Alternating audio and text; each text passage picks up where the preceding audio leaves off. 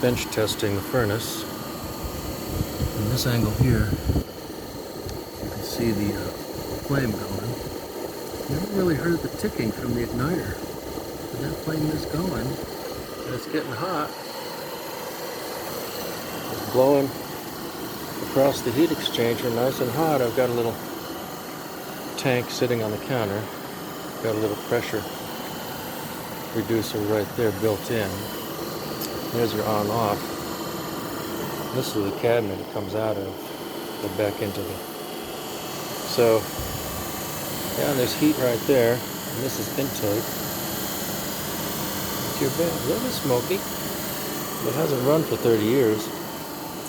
Now, so, in the end, I changed the motherboard, and I had to use different wiring. And I followed these instructions right here.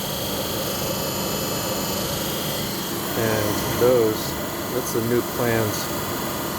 The old wiring diagram was gone.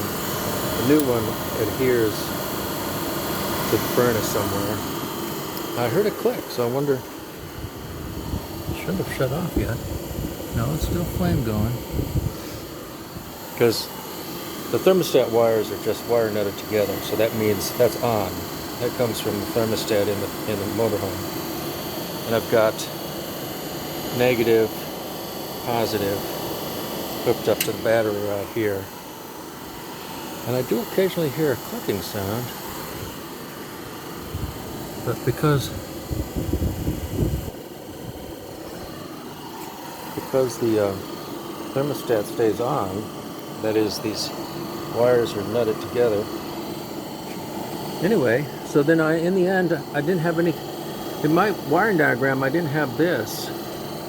So it's just empty. And that goes to the front of this thing here, which I don't know what that is. I thought it was just two over temperature switches. And this over temperature switch is dead, so I've got to jumper it. This yellow jumper cables from hot to negative, and that runs over to the sail switch right there. And that's a safety that says, the fan is on, otherwise it won't go. And then this is the ground, that's the igniter. There's another ground over there. And that sucker is working. Well, thank you, Jesus. Hallelujah.